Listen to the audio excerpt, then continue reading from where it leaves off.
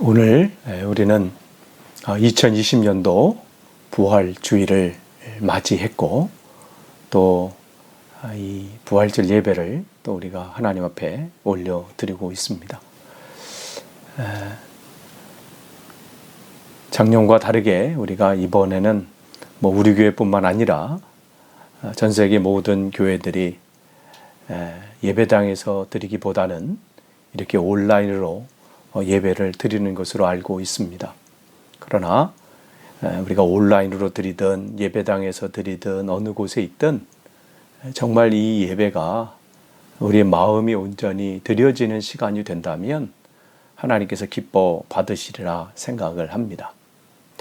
그래서 오늘 저는 이 말씀을 이렇게 함께 나누고자 하는데 누가복음 24장 36절에서 오늘 읽기는 39절까지 읽었지만 그 49절 말씀까지 36절에서 49절 말씀을 통해서 제목을 이렇게 잡았어요. 부활절의 행복.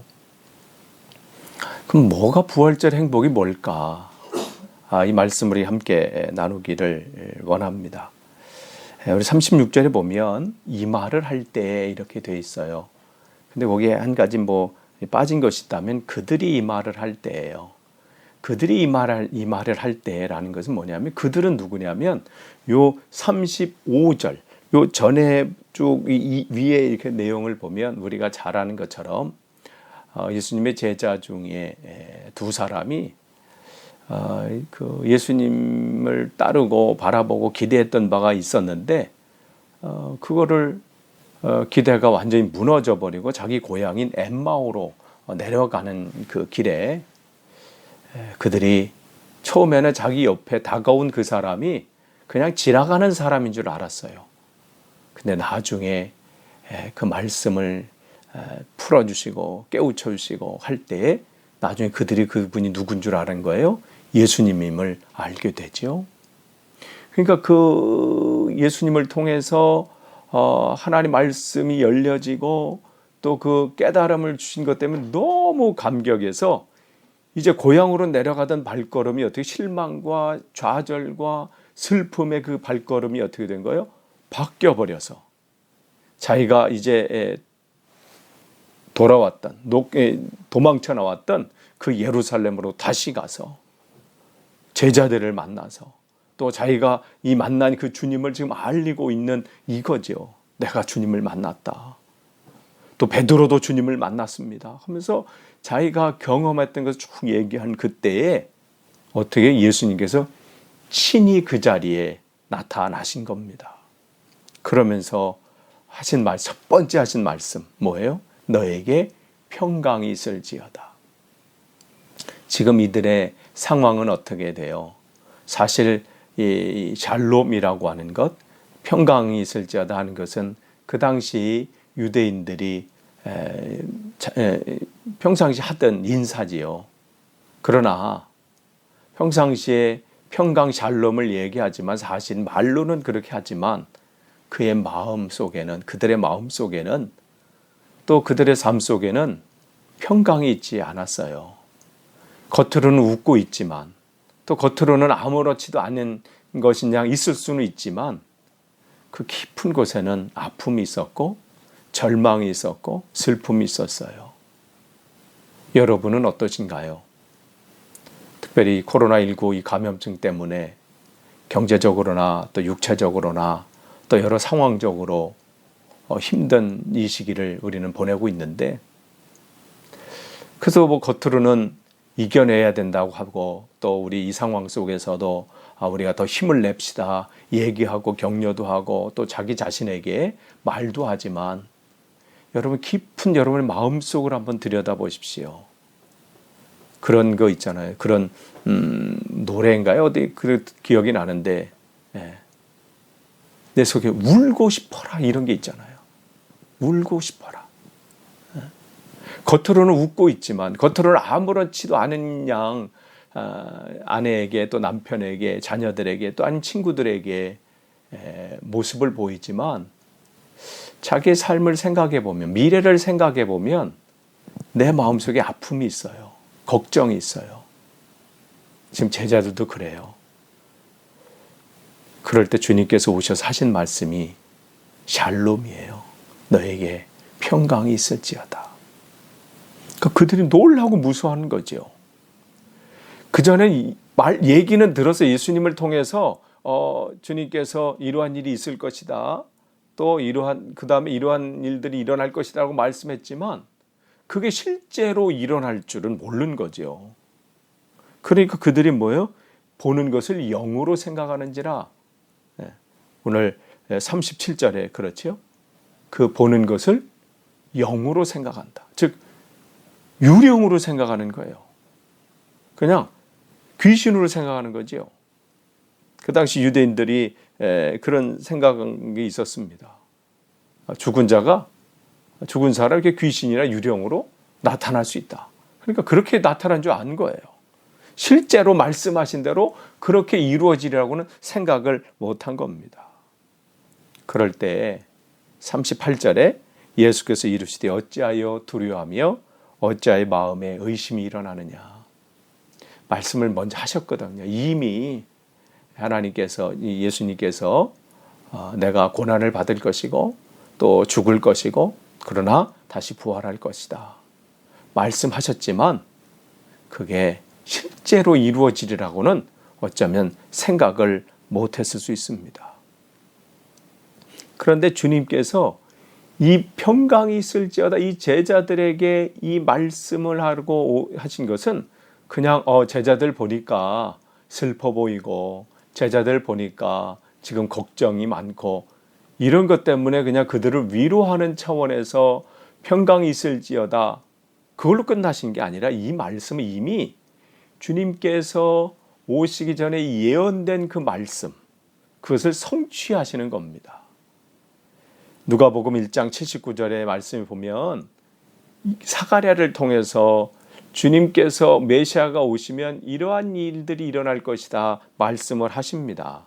어둠과 죽음의 그늘 앉은 자에게 비치고 우리의 발을 평강의 일로 인도하시리로다. 그러니까 하나님은 정말 이게 본인이 말씀하셨거나 또한 이 하신 것은 반드시 이루어지는 거예요. 성취하시는 분이에요. 또 누가복음 2장 14절에 보면 이 천사를 통해서 마리아에게 나타나서 예수님께서 어떠한 분일 것이라는 것을 예언하시잖아요. 그리고 그것을 우리에게 밝히 말씀하시잖아요. 뭐라고 말씀하세요? 지극히 높으신 곳에서는 하나님께 영광이요 땅에서는 하나님이 기뻐하시는 사람들 중에 평화로다. 주님이 그런 분이시라는 거예요. 그러니까 그분이 사역을 시작하시면서 이 예언의 말씀이 이루어지지 않는 것 같아. 본인 스스로도 평안하지 못한 것처럼 보여. 왜? 십자가의 죽음이라는 것은 끝난 거니까. 이대로 끝나는 거구나. 다른 말씀을 다 이루어질지 몰라도 이 평안, 이 평강 이것은 다 끝난 거구나. 이건 이루어지지 않았구나 라고 생각할 수도 있는 그때에 주님께서는 그 말씀을 성취하시죠. 너에게 평강이 있을지어다. 주님은 이 평강의 왕으로 오신 거예요. 그래서 부활하신 주님과 함께하는 이들에게는 더 이상 두려움과 불안과 걱정이 없습니다. 왜냐? 그 주님께서 그 모든 것을 하나님께서 해결하시기 때문입니다. 그래서 부활절의 행복은 여기에 있습니다. 우리가 찾으려고 평안해지지 않습니다. 내가 뭘 열심히 하면 더 평안해지고 기쁨이 있고 거기에 행복이 있지 않습니다. 더 얼만큼 노력한다고 해서 잡아지는 것이 아니고 내 것으로 만들 수 있는 것이 아닙니다. 거기에 제발 속지 않기를 원합니다. 뭘 더 많이 가진다고 해서 뭘 더 많은 것을 내가 얻는다고 해서 그 당시 로마의 군사력이 그들을 평안하게 해줬나요? 잠깐 어느 부분을 할 수 있지요. 여러분 부자가 되면 여러분 행복할 수 있을 것 같은가요?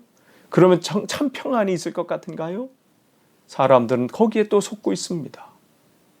TV에서 나오는 광고들이 계속 우리를 속이지요. 처음에 이 자동차를 샀는데 조금 지나면 다른 자동차가 또 광고하면서 이 자동차를 사면 당신은 지금보다 더 행복해질 겁니다. 여러분이 핸드폰은 안 그런가요? 모든 세상의 모든 것들이 그렇지요. 이것을 가지면, 이것을 먹으면, 이것을 하면 행복해진다고 말합니다. 진짜 그러던가요? 잠시잖아요. 근데 우리는 또 속습니다. 또 속아요. 그래서 주님께서 이 말씀하시는 거예요. 부활하신 주님, 그분은 끝나신 것이 아니라 바로 부활절의 행복은 뭐냐면 주님의 부활은 진짜라는 것. 그리고 부활하신 그 주님이 주시는 그 평안은 진짜라는 것이죠. 여기에 부활절의 첫 행복이 여기에 있습니다. 두 번째 이렇게 보면 주님께서 제자들이 이 주님의 말씀을 듣고 처음에는 두려워하고 무서워했는데 여기 주님께서 나를 만져봐라. 귀신은 영과 살이 없지만 나는 이 살이 있다. 그러면서 음식을 달라고 하죠. 야, 여기 먹을 게 좀 없냐? 그러니까 제자들이 생선을 갖다 주기도 합니다. 그러면서 43절에 보면 받으사 그 앞에서 잡수시더라 이렇게 돼 있어요. 진짜라는 거죠. 그냥 우리가 이 부활절에 이 맞이하는 게 무슨 믿는 자들 아니면 제자들이 그 당시에 페이크로 가짜로 만들어낸 뉴스나 이런 것이 아니라는 것이죠. 역사적인 사건인 거예요. 이것은 누구를 거짓말로 아니면 어떻게 하려고 하는 것이 아니라 진짜 사실이라는 것이죠. 그러니까 이 41절 말씀 보면 그들이 뭐라고 하냐면 너무 기쁨으로 그랬어요. 너무 기쁨으로 아직 믿지 못하고 놀랍게 여길 때. 여기서 기쁨으로 아직 믿지 못한 이게 아니라 너무 우리 기쁨이 야 이게 꿈이야 생시야 이럴 때가 있잖아요. 생각지도 못한 놀라운 기쁜 일이 일어나면 어휴 그 앞에서 놀랄 그런 상태가 돼버린 거죠. 진짜 말씀대로 하셨구나. 진짜 말씀대로 이루어진 거구나. 내 손을 내 발을 바라보라 만져보라 이렇게 말씀하시잖아요. 그러니까 그걸 만져보지 않아도 알아 이미. 그들 앞에 그렇게 믿음으로 다가온 그들에게 주님이 하신 말씀이지요. 44절에 또 이르시되 내가 너희와 함께 있을 때에 너희에게 말한 바 곧 모세 율법과 선지자의 글과 시편에 나를 가리켜 기록된 모든 것이 이루어져야 하리라. 믿음으로 다가온 그들에게 주님은 중요한 말씀을 하십니다. 너희에게 말한 바, 즉 예수님께서 그 예전에 계속해서 가르친 말씀들이 있잖아요. 이렇게 이런 일들이 일어날 것이다. 또 이런 사건들이 일어날 것이다. 말씀하신 것을 지금 다시 한번 복습하시는 것이죠. 다시 한번 말씀해 주시는 겁니다. 그 다음에 선지자의 그 말씀대로 계속해서 기록된 모든 것들. 그러니까 내가 그냥 이렇게 지나는 것이 아니라 하나님께서 이미 선지자들을 통해서 예언하신 말씀, 그들을 통해서 선포하신 말씀을 하나하나 지금 이루어 가셨고 다 이루셨다는 것이죠. 그러면서 45절에 그들의 마음을 열어 성경을 깨닫게 하시고 열어주시는 거예요. 여기서 열어라는 것은 그냥 그 마음의 문을 활짝 열어주신 거예요. 내가 여는 게 아니에요. 하나님이 열어주시고 그 다음에 뭐예요? 성경을 깨닫게 하시는 겁니다. 그래서 46절에 또 이르시되 이같이 그리스도가 고난을 받고 제3일에 죽은 자 가운데서 살아날 것과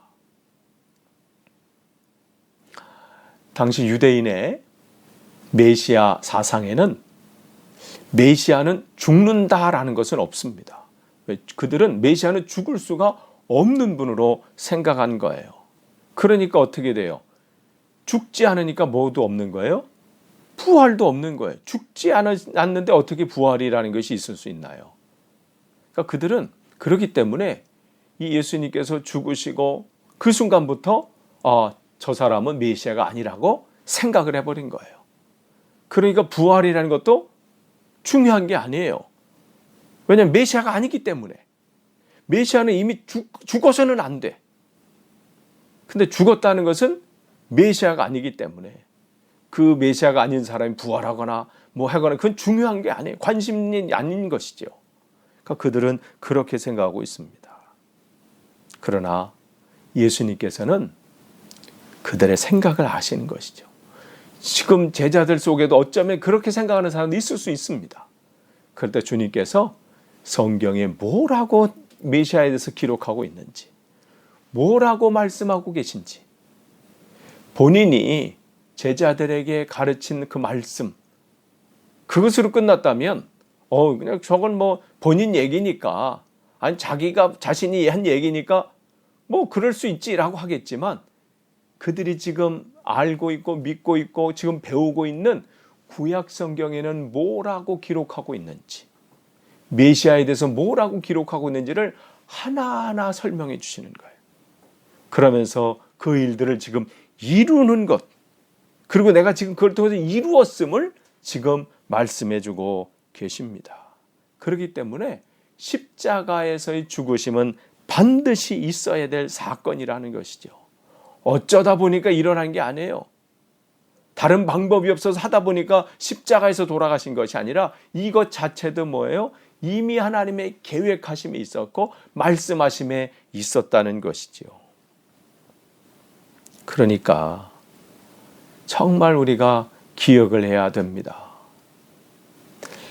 이 본문이 전에 아까 말씀드린 것처럼 이 본문 전에 나오는 이 장면이나 이 일들은 뭐라고 말씀드렸냐면 엠마오로 내려가는 두 제자 얘기라고 말씀을 드렸어요.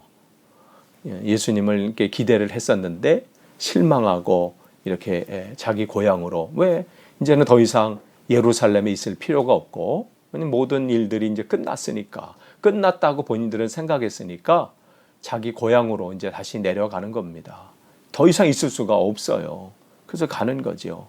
그런데 가는데 이 주님께서 그들에게 말씀하시죠.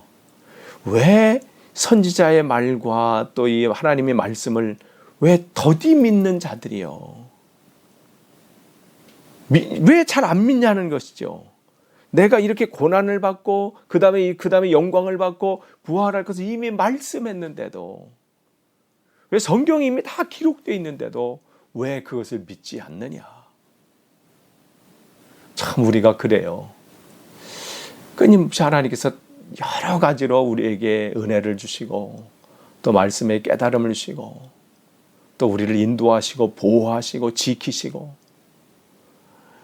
지나온 삶을 되돌아보면 우리가 지금까지 우리가 이렇게 나의 나됨은, 지금까지 살아온 것은 주님의 은혜잖아요.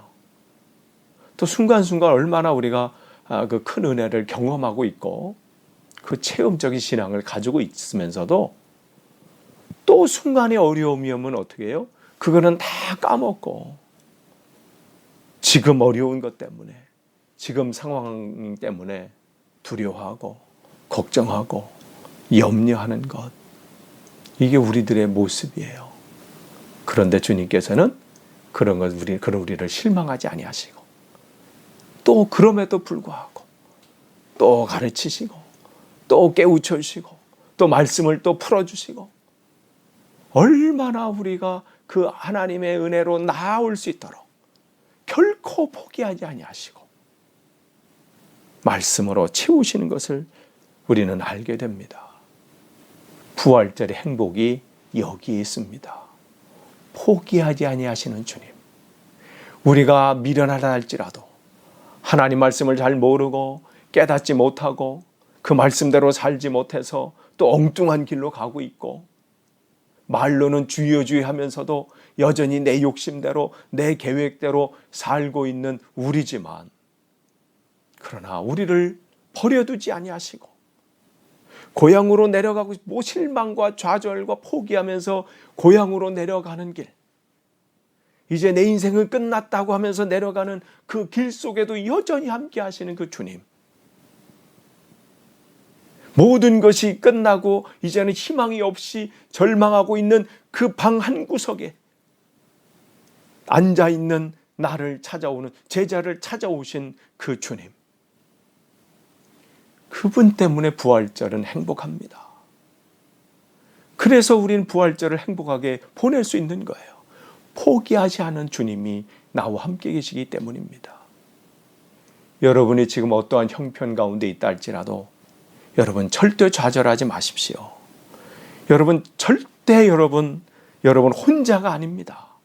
모든 사람들이 여러분을 떠나갔다 할지라도 여러분 이제 혼자 계신다 할지라도 우리 주님은 여러분과 함께 계십니다. 이 부활의 주님은 우리와 함께 계시고 나와 함께 계십니다. 그래서 우리는 행복할 수 있습니다. 세 번째 47절에 보면 이런 말씀이 나와요. 또 그의 이름으로 죄사함을 받게 하는 회개가 예루살렘에서 시작하여 모든 족속에게 전파될 것을 기록하였으니 이랬어요. 주님께서는 제자들에게 주님께서 말씀하신 고난과 십자가의 죽으심과 부활에 대한 사건들을 쫙 성경을 통해서 풀어주십니다. 그 일들이 어떻게 이루어졌는지를 말씀해 주십니다. 거기까지는 성취된 약속의 말씀이죠. 그러면서 한 단계 더 넘어가요. 이제는 뭐냐면 이제는 앞으로 하나님께서 또 성취해야 될 일들, 그 계획들을 말씀해 주셔요. 그 계획은 뭐예요? 주의 이름으로, 예수님의 이름으로 죄사함을 받게 하는 회개가 어디서부터 시작돼요? 예루살렘으로 시작하여 지금 내가 있는 그 자리에서부터 시작된다는 것이죠. 거기서부터 시작돼서 어디에? 모든 족속에게 전파될 것이다. 이런 하나님의 꿈을 그들에게 말씀해 주십니다. 하나님의 이 계획을 그들에게 말씀해 주십니다. 이 회개의 복음이에요. 이 회개케 하는 것. 회개라는 것은 뭐예요? 돌이키는 거잖아요. 방향을 멈추는 거지요. 돌이킬 회잖아요. 돌이키려고. 개는 뭐예요? 고칠 개잖아요. 돌이켜 가던 길을 멈춰서 이제 돌이킨 다음에 고침으로 하나님 앞으로 나아가는 것. 거기에 뭐가 있는 거예요? 우리의 죄 사함이 있고 거기에 우리의 죄책감으로부터 해방이 거기에 있습니다. 우리의 노력으로 안 돼요. 이 아픔에서, 이 상처에서, 이 죄 가운데서 내가 나와야지. 여러분이 끊는다고 결심한다고 되던가요? 복음의 빛이 여러분 안에 들어가야 고쳐집니다. 그래야 끊어집니다. 그래야 진짜 회복이 있어요. 오늘 부활하신 주님은 이 기쁨, 이 복음을 너희서부터 시작해서 그 빛이 어떻게 모든 사람들에게 비춰져야 된다는 사명을 우리에게 주시는 거예요. 그래서 48절에 뭐라고 말씀하세요? 너희는 이 모든 일의 증인이라. 제자들에게 먼저 주님은 이 기쁨을 주시고 이 기쁨의 이 복음의 빛을 전하라는 그 증인의 사명을 주십니다. 이 말씀은 그냥 주님께서 제자들을 보시고 또 그냥 하시는 말씀이 아니라 이 또한 이사야 49장 6절에 이미 예언하신 말씀이에요. 내가 또 너를 이방의 빛으로 삼아 나의 구원을 베풀어서 땅끝까지 이르게 하리라.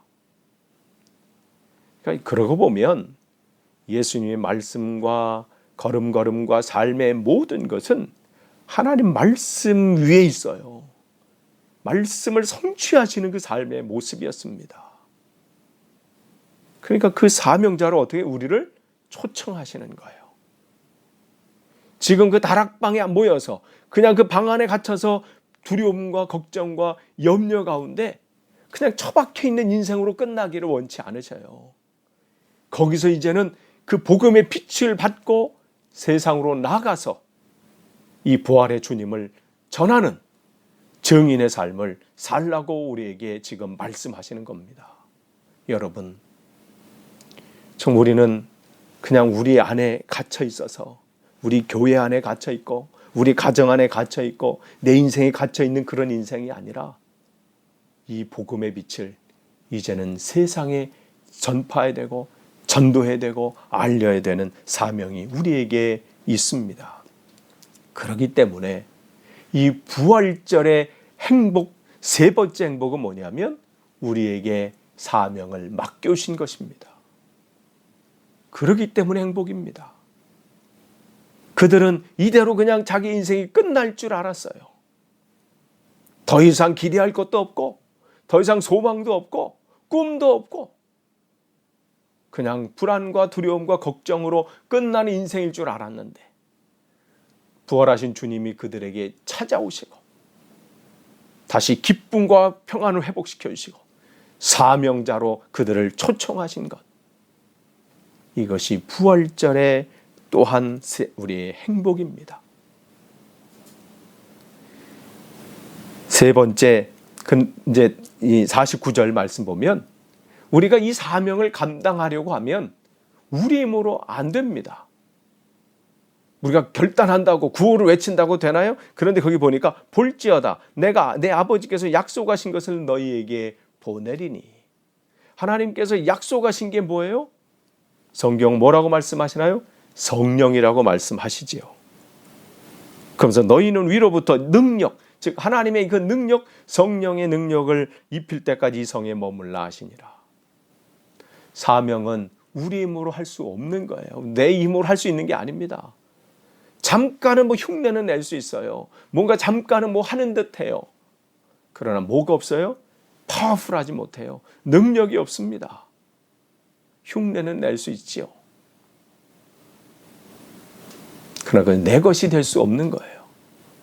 많은 목회자들이 세미나에 가서 무슨 예전에 그랬어요. 뭐 G12 아니면 알파 코스 뭐 여러 가지 있잖아요. 뭐 평신도를 깨워라.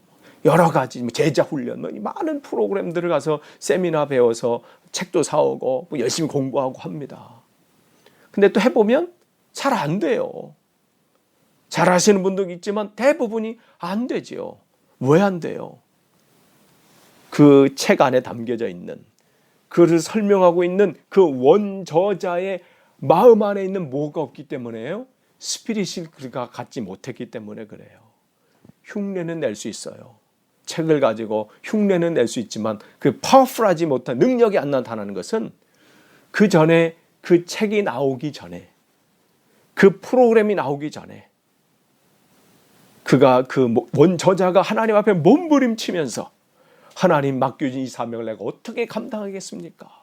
어떻게 내가 이 일들을 이루겠습니까? 하면서 하나님과의 친밀한 그 시간들, 그 안에 주신 하나님의 그 기름 부으심, 그 성령의 능력, 그것을 그들은 바라보지 못하고 그것을 체크하지 못하면 책 가지고 되는 것이 아니고 세미나에 참석한다고 되는 것이 아닙니다. 먼저 하나님의 그 사모함, 능력을 사모하고 그 안에 하나님 맡겨진 사명을 내가 어떻게 감당하면 좋겠습니까? 내가 집사로서, 권사로서, 장로로서, 목사로서 내가 이것을 어떻게 감당하면 좋겠습니까? 하나님 앞에 몸부림칠 때에 하나님이 주시는 그 성령의 능력으로 우리는 감당할 수 있는 겁니다. 그러니까 이게 뭐라고 해요? 위로부터 능력을 입힐 때까지 머물라는 거예요. 우리는 참 이 시간 갖기를 싫어해요. 또 못해. 뭔가 나가서 뭔가 해야 돼요. 조용히 주님을 묵상하고 말씀을 생각하고 묵상하고 주님의 음성을 들으려고 하고 주님과의 그 풍성한 교제 시간 갖는 건 중요합니다. 그럴 때 하나님 우리에게 부으시는 은혜가 있어요. 성령의 풍물이 적셔주시는 하나님의 은혜가 있습니다. 그래야 우리가 사명을 감당할 수 있어요. 그러니 우리가 부활절의 네 번째 행복은 뭐예요? 우리 힘으로 하라고 하면 정말 힘들었을 뻔했어요. 내가 이렇게 사명을 주니 너희는 예루살렘으로부터 시작해서 모든 사람에게 이 복음을 증거하고 해라.